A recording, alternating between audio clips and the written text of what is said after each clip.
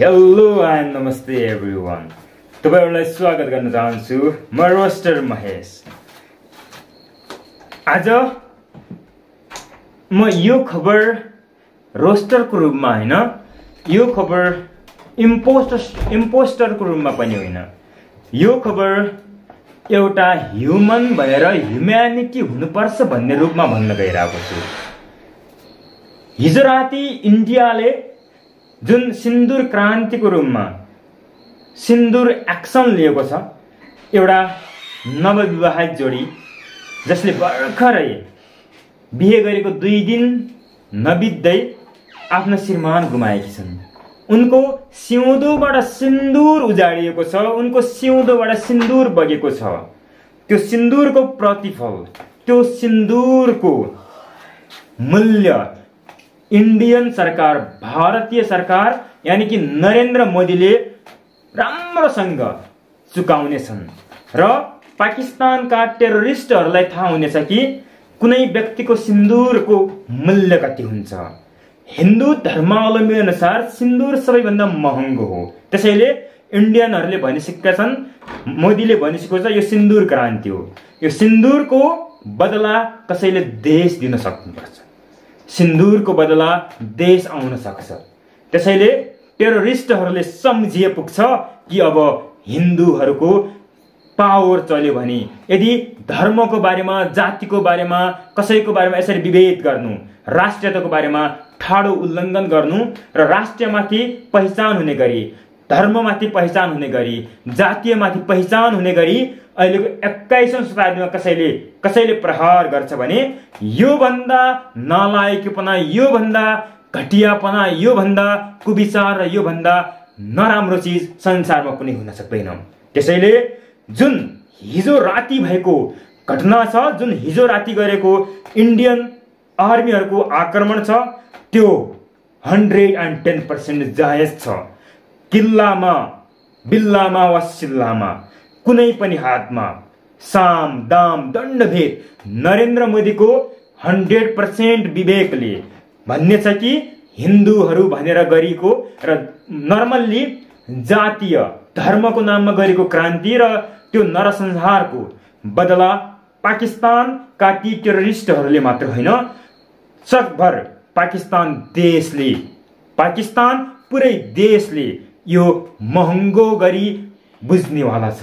त्यसैले म भन्छु, यो सिन्दूर क्रान्ति नरेन्द्र मोदीको सिङ्गो होइन, यो विश्वको सिन्दूर क्रान्ति हो। एउटा नवविवाहित जोडीलाई, एउटा इनोसेन्ट नागरिकलाई कुन धर्म हो तेरो भनेर सोधी गरिएको हत्या, यो कुनै पनि इतिहासमा, कुनै पनि इतिहासको अन्दाज गर्ने हो भने अहिलेसम्म नघटेको इतिहास हो। यो इतिहास न दोहोरिनेछ, न दोहोरिन दिइनेछ।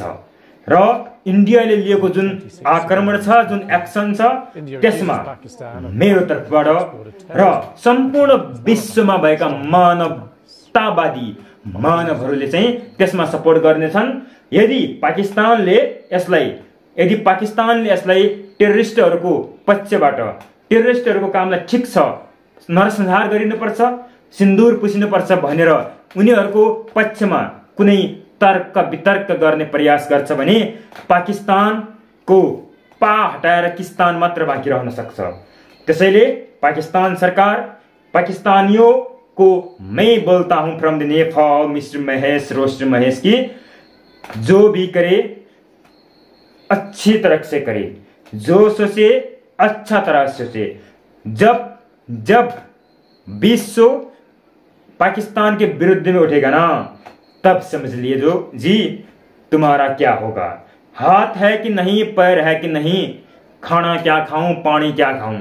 जब सिंधु से पानी बंद कर दिया जाए ना, समझ लो कि कितनी हाहाकार, कितनी तनावियों, कितनी प्रॉब्लम पैदा हो जाएगी। So that I would like to humbly request to the Pakistan government कि टेरोरिस्टहरूलाई पाल्ने काम, टेरोरिस्टहरूलाई यसरी हौसला दिने काम, टेरोरिस्टहरूलाई प्रोत्साहन गर्ने काम बन्द गर। हैन भने पाकिस्तान देश इतिहासमा थियो पाकिस्तानीहरू टेररिस्ट थिए भनेर कुनै किताबको पानामा लेखिन सक्छ। त्यसैले इन्डियन सरकारले यो पहल कदमी एकदमै सम्माननीय छ। यसमा यो एकदमै मूल्यवान छ, यसको अर्थ छ, यसको भ्यालु छ। यसमा कसैले न डराउनु न बिराउनु। गल्ती टेररिस्टलाई 1 होइन 2 होइन 4 होइन 5 होइन, शून्यमै झार्नै पर्छ भन्दै no terrorist at all in the India, Nepal, any one country, no terrorist in the world भनेर चाहिँ इन्डियाले शपथ सिकाउनु पर्छ। यो सबक बहतै राम्रोसँग सिकाउनु मोदीलाई आउँछ। त्यसैले मोदी शान्त छन्। शान्त मान्छे तब हुन्छ जब उसँग ठुलो भिजन हुन्छ, जोसँग अब एकदम फारदेस्ट भिजन हुन्छ। त्यसैले शान्त तलाउ, शान्त महासागरलाई सानो नसम्झिँदा हुन्छ। शान्त भएको कुनै पनि चिजलाई, कुनै पनि वस्तुलाई सानो नसम्झिँदा हुन्छ। शान्तभित्र लुकेको विद्रोह असह्य हुन्छ, अकल्पनीय हुन्छ। त्यसैले विश्व शान्ति मेरो भावना हो, विश्व शान्ति मेरो चाहना हो। Thank you so very much. Bye bye.